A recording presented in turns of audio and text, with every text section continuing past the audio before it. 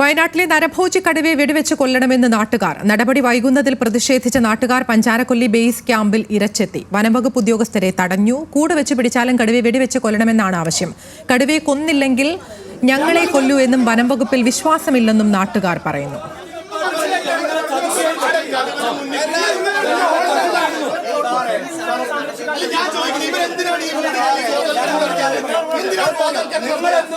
നിങ്ങൾ എന്തിനാ പറയുന്നത് ചോദിക്കുന്നത്?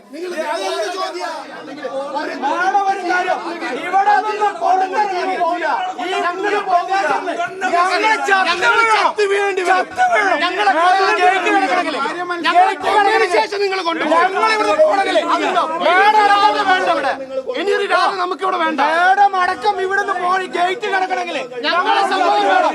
ഞങ്ങൾ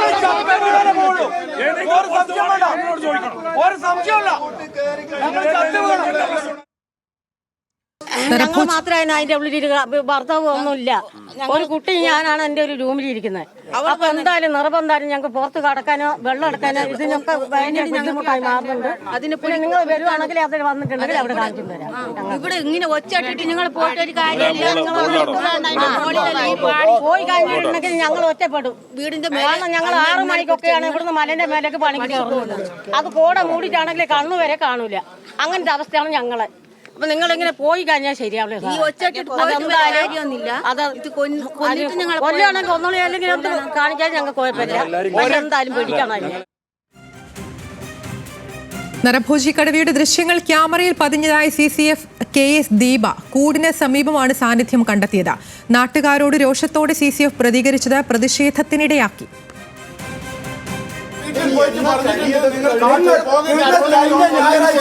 കടയുടെ മുമ്പിൽ വന്ന് നിൽക്കുന്നുണ്ടോ? നമുക്ക്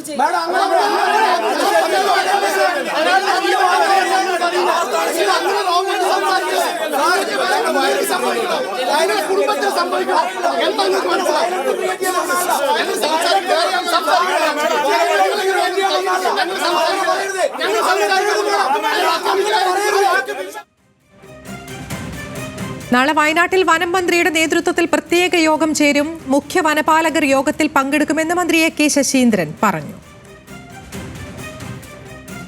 അപ്പോൾ അടിയന്തരമായി വേണ്ടത് ആ കടുവയും കടുവ സാന്നിധ്യം ഇപ്പോൾ കണ്ടെത്തിയിട്ടുള്ള പ്രദേശങ്ങളിൽ അത്തരത്തിലുള്ള വന്യമൃഗങ്ങളെ കണ്ടെത്താനും പിടിക്കാനുമുള്ള പ്രവർത്തനങ്ങൾക്കാണ് നമ്മൾ മുൻഗണന. അടിയന്തര പ്രാധാന്യം, ആ അടിയന്തര പ്രാധാന്യം മനസ്സിലാക്കിക്കൊണ്ടുള്ള പ്രവർത്തനങ്ങൾക്ക് നേതൃത്വം നൽകുന്നത് ഈ നാളെ 11 മണിക്ക് വയനാട്ടിൽ വെച്ച് വനംവകുപ്പിലെ മുഖ്യ വനപാലകൻ ഉൾപ്പെടെയുള്ള ഉദ്യോഗസ്ഥന്മാരുടെ ജില്ലാ ഭരണകൂടത്തിൻ്റെയും പോലീസ് സംവിധാനത്തിൻ്റെയും സഹായത്തോടുകൂടി ആലോചനാ യോഗം നടക്കുന്നുണ്ട്. ആ ആലോചനാ യോഗത്തിലൂടെ ഒരു ആക്ഷൻ പ്ലാൻ, ഈ കടുവയെ പിടിക്കുന്നതുൾപ്പെടെ നേരത്തെ അവിടെ അംഗീകരിച്ച ഒരു സമൃദ്ധമായ പ്രോജക്റ്റ് ഉണ്ട്. ആ പ്രോജക്റ്റിൻ്റെ നടത്തിപ്പുമായി ബന്ധപ്പെട്ടുള്ള ആലോചനകൾ നടത്തി ആ പ്രോജക്റ്റുകൾ എത്രയും വേഗം പൂർത്തിയാക്കാൻ ആവശ്യമായ നടപടികൾ ഉൾപ്പെടെയുള്ള കാര്യങ്ങളെക്കുറിച്ച് ചർച്ച ചെയ്യുന്നതാണ്. ഇതിനിടെ മാനന്തവാടിയിൽ കടുവയുടെ ആക്രമണത്തിൽ കൊല്ലപ്പെട്ട ആദിവാസി സ്ത്രീ രാധയുടെ മൃതദേഹം സംസ്കരിച്ചു. വന്യജീവി ആക്രമണത്തിൽ പ്രതിഷേധിച്ച് മാനന്തവാടി താലൂക്കിൽ കോൺഗ്രസിന്റെയും SDPIയുടെയും ഹർത്താൽ തുടരുന്നു.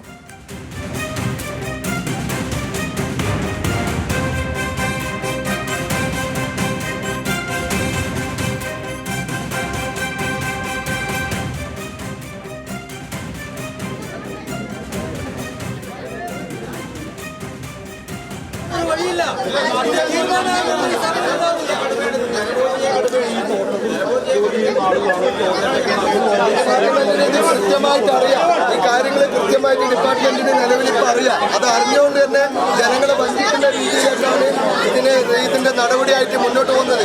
ഫോറസ്റ്റ് ഡിപ്പാർട്ട്മെന്റ് ആയാലും മറ്റുള്ള ഏത് ഉദ്യോഗതലങ്ങളിലുള്ള ആളുകൾ കൃത്യമായി നരബോധിച്ച് കടുവയാണെന്ന് കൃത്യമായ ബോധ്യം ഉണ്ടായിട്ട് തന്നെ അതിനെ കൊല്ലാനുള്ള ഉത്തരവിലാണ് ഉദ്യോഗതലങ്ങളിൽ പെടുന്ന ആളുകൾക്ക് എന്താണ് ഇതിന്റെ തടസ്സം?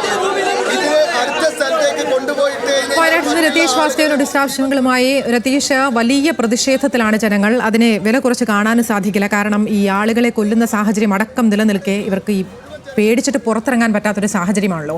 എന്താണ് വനംവകുപ്പിന്റെ നിലപാട്? ഈ അങ്ങനെ കടുവയെ വെടിവെച്ച് കൊല്ലാൻ സാധിക്കില്ല നിയമപരമായി എന്നൊക്കെയുള്ള കാര്യങ്ങൾ നിലനിൽക്കുന്നുമുണ്ട്. എന്താണ് വനംവകുപ്പിന്റെ നിലപാട്? ഇതിൽ ആദ്യം മുതൽ തന്നെ ഒരു അവ്യക്തതയുണ്ട്. കാരണം വനംവകുപ്പ് ഇറക്കിയ ഈ ഉത്തരവിൽ വളരെ വിശദമായി തന്നെ പറയുന്നുണ്ട്.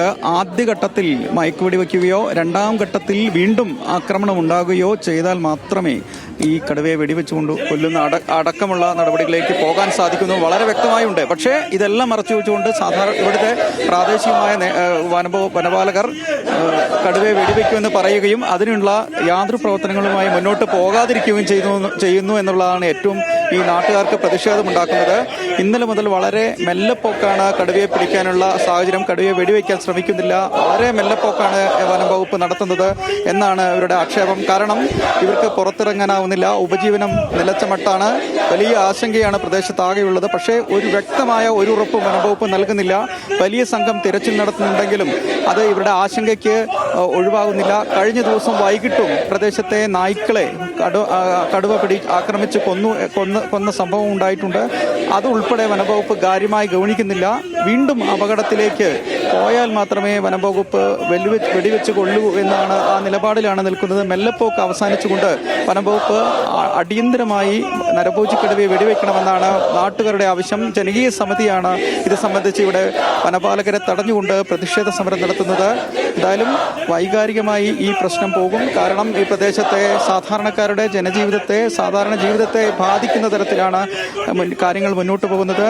പ്രിയദർശിനി എസ്റ്റേറ്റിൽ പട്ടികവർഗ പുനരധിവാസ പദ്ധതിയുടെ ഭാഗമായ എസ്റ്റേറ്റ് കൂടിയാണ്. അവിടെയുള്ള ആദിവാസി കുടുംബങ്ങൾക്കുൾപ്പെടെ ഈ തോട്ടങ്ങളിലേക്ക് ഇറങ്ങാനോ കൃഷിപ്പണിക്ക് ഇറങ്ങാനോ പറ്റാത്ത സാഹചര്യമുണ്ട്. അതുകൂടെ ഈ ഘട്ടത്തിൽ പരിഗണിച്ചുകൊണ്ട് അടിയന്തരമായി കടുവയെ പിടികൂടുന്നതിനാവശ്യമായ നടപടികൾ സ്വീകരിക്കണം. മാത്രവുമല്ല വനം വകുപ്പ് മന്ത്രി വളരെ ഉദാസീനമായാണ് ഈ വിഷയങ്ങളെ കാണുന്നത്. ഇവിടെ ഇത്രയും വലിയ ഗൗരവമുണ്ടായിട്ട് ഒരാൾ കൊല്ലപ്പെട്ടിട്ട് പോലും മന്ത്രി ഇവിടേക്ക് എത്തിച്ചേർന്നില്ല തുടങ്ങിയ ആക്ഷേപങ്ങളും നാട്ടുകാർ ഉന്നയിക്കുന്നുണ്ട്.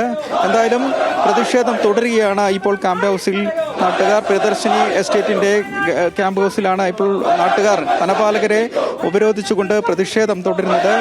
ഈ പ്രശ്നപരിഹാരം ഉണ്ടായില്ലെങ്കിൽ ഇത് തുടരുക തന്നെയാണ് എന്നാണ് ജനകീയ സമിതി പറയുന്നത്. UDF നേതാക്കളും ഇവർക്ക് പിന്തുണ അർപ്പിച്ച് രംഗത്തെത്തിയിട്ടുണ്ട്. AICC അംഗം PK ജയലക്ഷ്മി ഉൾപ്പെടെ DCC നേതാക്കൾ ഉൾപ്പെടെയുള്ളവർ ഇവിടെ ഈ ജനകീയ സമിതിക്ക് പിന്തുണ അർപ്പിച്ചെത്തിയിട്ടുണ്ട്. ഇതൊരു രാഷ്ട്രീയ വിഷയം കൂടിയായി വരും നാളുകളിൽ പരിഗണിച്ച് വയ്ക്കാനുള്ള സാധ്യതയുമുണ്ട്. എന്തായാലും വലിയ പ്രതിഷേധമാണ് ജനങ്ങളുടെ ഭാഗത്തുണ്ടാവുന്നത്.